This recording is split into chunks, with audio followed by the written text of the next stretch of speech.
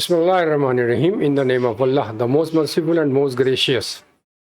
Rabbi Zidni Ilma. Oh Allah, advance me in the knowledge. Ameen. Journey from magnetism to electricity generation and Faraday's laws according to the physics is the topic of this discussion. Or simply we can say the conversion of magnetic force into electrical energy. Please subscribe and like our channel. This is part 2 of this discussion. So let's start. Assalamu alaikum. I am Muhammad Ghaya Jilani and we are talking about the basic principle of electricity generation and we are in its part 2. In our previous part we have discussed physics, magnetism and history, magnetic permeability, reluctance and poles and their important basic characteristics. Now further we are moving towards the electromagnetism, Faraday's laws and electricity and their practical demonstration accordingly where necessary. Part 1 of our discussion was concluded on Weber. And Weber can be looked in terms of the Faraday's laws, which defines about the impact of changing magnetic flux on the loop of electric conductor, which created the electric field around that loop.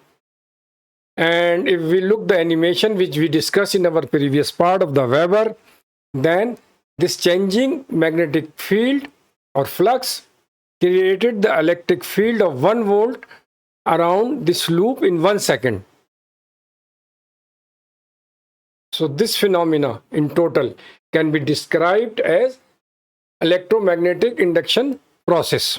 Now it is concluded that electromagnetic induction is the phenomena in which electric current is produced in the result of the voltage production or electromotive force due to the changing magnetic field. This either happens when a conductor is placed in a moving magnetic field or when a conductor is constantly moving in a stationary magnetic field.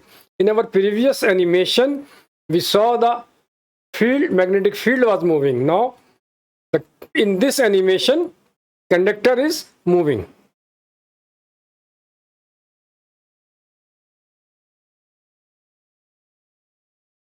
When conductor is moving, voltage are being produced in both directions. Till this point, we have discussed the basic characteristics of magnet and magnetism, which are related to Faraday's law of electromagnetic induction. When these were discovered, sometimes 200 years back, Michael Faraday contributed the principle of electromagnetic induction. His research on the magnetic field around a conductor carrying the direct current that Faraday established the concept of electromagnetic field in the physics. But the scientists at that time widely rejected his theoretical ideas because these ideas were not supported or proven mathematically. Please subscribe and like our channel. Some other scientists also contributed in the development of the Faraday's laws. One of the prominent names is Emil Lenz, who established in 1835 the direction of the current induced in a conductor by changing magnetic field is such that the magnetic field created by induced current opposes changes in initial magnetic field. What does it mean? There are two magnetic fields, external magnetic field and conductor coil, in which EMF to be induced through electromagnetic induction and internal magnetic field to be created in this process. So this is the internal magnetic field which opposes the initial changes. As we know that the Lenz's law is the major contributor in the development of the Faraday's laws, therefore we will discuss it separately in detail. About internal magnetic field to be created in this process, changes in its poles which opposes to the changes in initial magnetic field, current direction, etc. And furthermore, the direction of the voltage induced in an inductor or wire loop by changing current and eddy current effects. So this requires a detailed discussion, so we will discuss it separately. We have discussed the basic properties of magnetism and electromagnetism, which are the part of the Faraday's laws of electromagnetic induction, which is the foundation of electricity generation.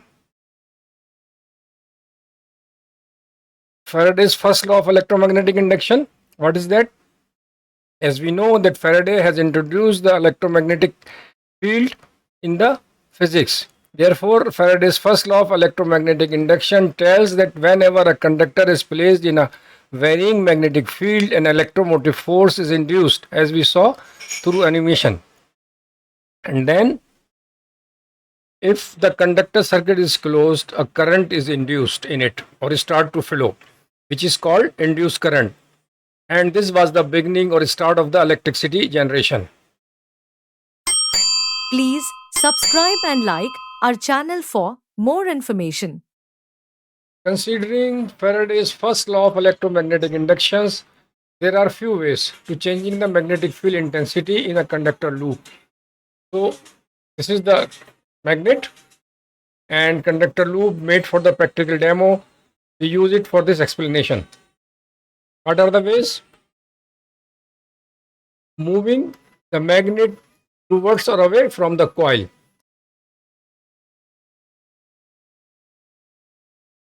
Now we take a round magnet, then what it is? The moving coil in or out of the magnet. By rotating the magnetic field or magnet, by changing the area of the coil placed in the magnetic field. So this is the area of the coil. If we reduce the size of the coil or number of the coils, both are to be considered the area of the coil. So this will affect the field intensity. So these are the ways to change the magnetic field intensity according to the Faraday law of electromagnetic induction. Faraday's second law of electromagnetic induction tells about the quantity of the induced EMF, which depends on the three factors: rate of the change of the flux, linkage of the magnetic flux to the coil, or how much quantity is in link with the coil, and number of turns in the coil. So mathematically it can be expressed as E is equal to minus delta phi upon delta T, where E is the induced EMF, which is volt, and delta phi upon delta T is the rate of the change in the magnetic flux. And this phenomena we have seen in our previous animation of Weber. 1 Weber is equal to 1 volt in 1 second. So it can be rearranged as 1 volt is equal to 1 Weber per 1 second. So this is the EMF and this is the rate of change of the flux. And minus sign means the EMF creates a current and magnetic field that oppose the change in flux as discussed in the Lenz's law. Please subscribe and like our channel. Now we go into the practical demonstration phase of the Faraday's laws. That is, EMF induced by a changing magnetic flux depends on these factors. What are they? Number one, EMF is directly proportional to the change in flux, means delta phi. More flux will produce more EMF. Number two, EMF is greatest when the change in time delta t is smallest, that is, EMF is inversely proportional to delta t. Means if we do two changes in a second, will produce more EMF compared to one change in 1 second. So this is inversely proportional. Finally, if a coil has n turns, an EMF produced will be n times greater than for a single turn coil, so that EMF is directly proportional to the n. Means more turn or more coils will produce more EMF. So EMF is directly proportional to the delta phi, inversely proportional to the delta t, and directly proportional to the number of turns or coil. So these factors also determine the size of the generator, capacity of the generator. So this discussion is consist on basic concept of electricity generation in view of the Faraday's laws to enhance the basic knowledge. Hope that this will serve the purpose. So now let's move into the practical demonstration. Now we are starting the practical demonstration of the Faraday's laws. This is the jig on which we rotate the magnetic field and conductor coil. Two types of coil we are using: vertical round coil, horizontal wound coils. So we will see the effect of these both. This is the magnetic field or magnet placed, create the magnetic field. additional magnets to increase the magnetic flux, shaft to rotate magnetic flux, galvanometer on which we will see the induced voltage. So these are the gadgets being used for practical demonstration. We will fix this coil here, and to see the different ways of electromotive force induction. So let's start. Coil is installed, galvanometer is connected, coil rotating mechanism, magnetic field rotating mechanism. Now we try to rotate the coil, nothing is happening on the galvanometer. Magnetic field rotation is also creating no impact. Now we will look other way. In this scenario, conductor is stationary and flux is moving. By moving flux to and fro, voltage is being induced and we increase the speed. The quantity is also increasing of the voltage. Now we put the magnet to increase the magnetic flux. Now additional magnetic field is applied. We see the impact. The voltage quantity is increased by additional magnetic flux, and by increasing the speed, a significantly increase in voltage is also observed. So has proved that voltage is directly proportional to the flux and inversely proportional to the delta T. It is noted that direction of rotation is also important, which will be discussed separately. Now we try to understand the third part of the Faraday law of electromagnetic induction, which tells that induced EMF is directly proportional to the number of turns of coils.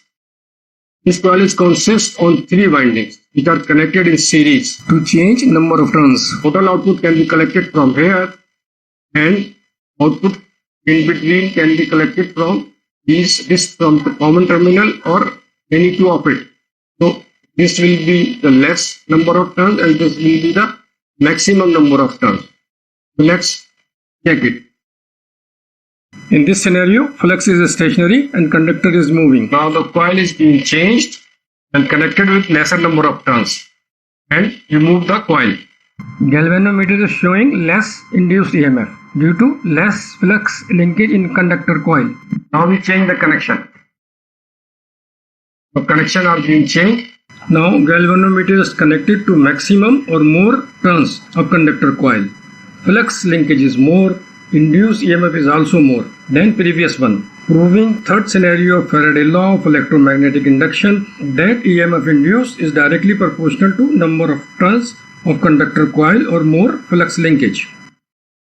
Now we are concluding this second part of our discussion about the basic principles of electricity generation, in which we discussed the electromagnetism, Faraday's laws of electromagnetic induction and electricity according to the physics, and the summary of it, that electromagnetic induction is the phenomena in which electric current is produced in the result of voltage production or EMF due to the changing magnetic field.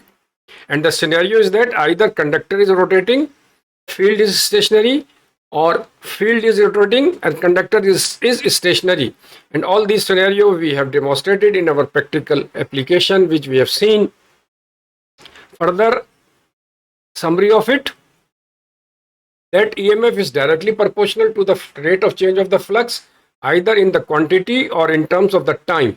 More flux induction will produce more EMF, and faster speed, higher speed means in lesser time rotation will produce more EMF. So it is inversely proportional. And the last is EMF is directly proportional to the number of turns or coils, means the more flux linkage or more conductor coil come in contact with the flux produces more EMF. So these are the basics of electricity generation and its operation irrespective of the generator size or capacity. Hope that we are able to explain the basic principle of Faraday's laws and electricity generation. And thank you to participate in this discussion. Please keep in touch with us for more technical discussions like Lenz's law, transformer working and principle of operation, etc.